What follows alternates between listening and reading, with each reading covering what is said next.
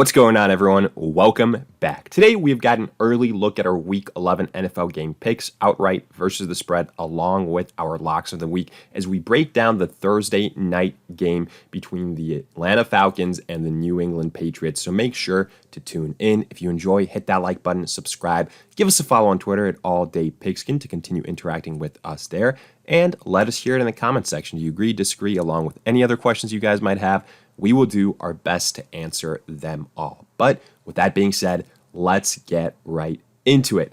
And before going into this game itself, I do want to highlight OddsJam once again because it continues to be the place that I use for all my NFL betting research. And honestly, not only for the NFL, but any other sport that you guys care about and you want to put some money on and get some profits. OddsJam will allow you to do so. All your line shopping, all your sports book comparisons, pretty much guarantees you will get the best odds out there. And not only that, but if you're a new beginning bettor or even somebody that's very experienced, take advantage of OddsJam betting tools like their positive EV tool, which shows you line discrepancy so you get the best odds, or their arbitrage tool so you get equal and opposite bets for a risk-free return. Can't lose.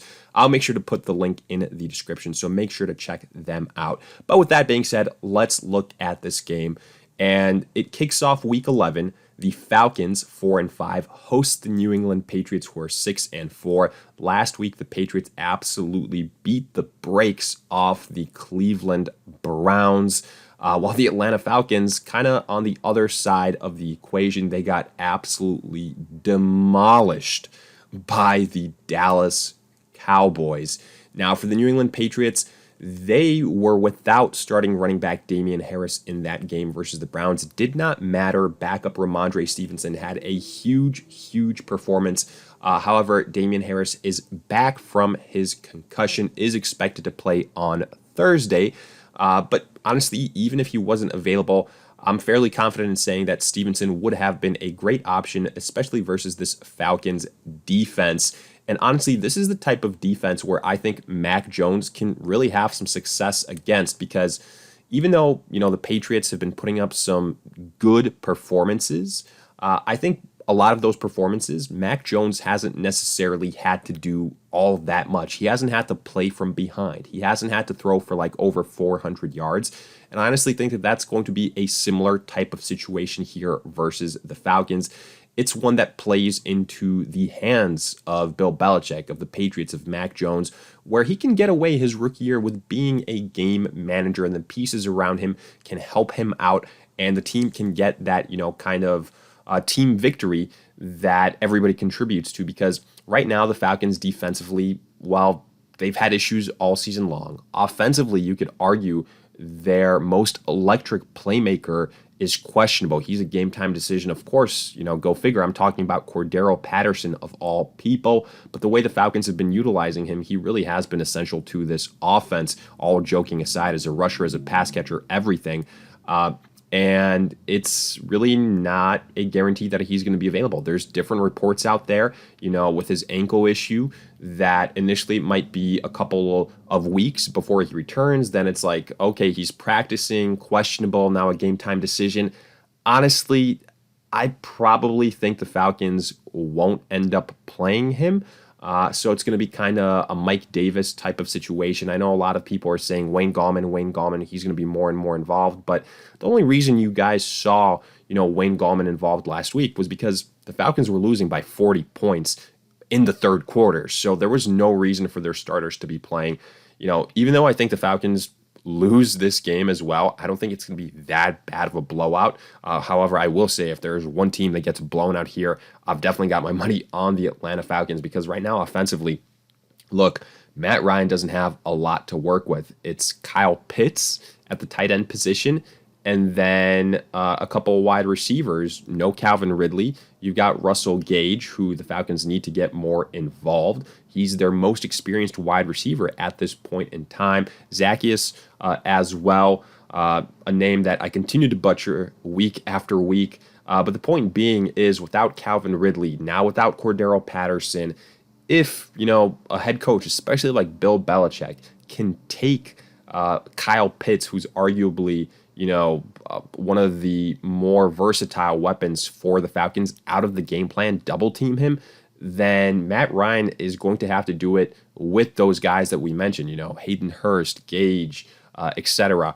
So it's kind of going to be a tall task. The Patriots have a disciplined defense, and unfortunately, the Falcons are pretty one-dimensional, especially without Cordero Patterson. But even with him, the rushing attack wasn't all that great. Cordero Patterson, the reason he was so electric is because of what he can do as a pass catcher, and then you also include him as a rusher from time to time.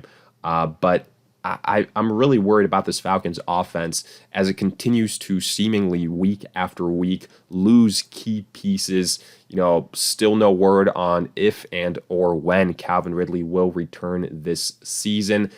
So for the time being, I really do think the Falcons are playing with essentially a hand tied behind their backs here. Offensively, look, I don't think the Patriots are anything special. I really don't, but I do think they have the better offensive line. I think they've got the much better rushing attack.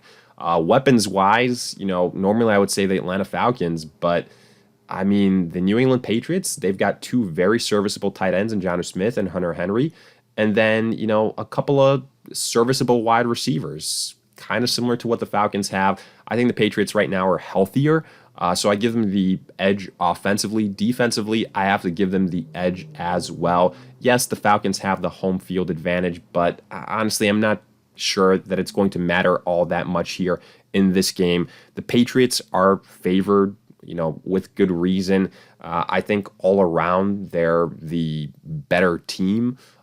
Weird things happen on Thursday night on these short games, but the Falcons, I would say, have been a much more inconsistent team so far this season than the New England Patriots. The games the Falcons have done all right in have been games where, the competition hasn't exactly been the best. I think the Patriots, with a head coach like Bill Belichick, aren't going to lay a complete egg here. So I'm going to go with the New England Patriots outright on the money line. You can see they are favored as well. Best odds currently at minus 275 for the New England Patriots. And then on the money line, the Falcons are plus 7 at home. So definitely shows you that the Patriots, deservedly so, are heavy favorites. And honestly, again, if Cordero Patterson doesn't play, I'm going to lean on the side of taking the Patriots on the spread as well.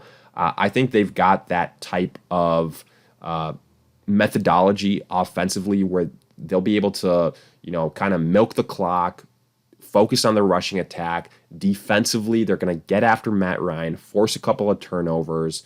And at the end of the day, I think if Mac Jones does need to make some clutch, throws, this Falcons defense is a favorable matchup in that category as well. So I do think the Patriots ultimately end up covering as well, right around plus 6.5, plus 7, like I said, for the Atlanta Falcons. It'll probably fluctuate a little bit leading up to kickoff, but I would go with the New England Patriots there as well. But with that, we pretty much wrap up this Thursday night breakdown. And as always, let us hear it in the comment section. Did you agree, disagree, along with any other questions you guys might have? We will do our best to answer them all. If you enjoyed, hit that like button, subscribe, give us a follow on Twitter at AllDayPigskin to continue interacting with us there. And we'll see you guys in future videos.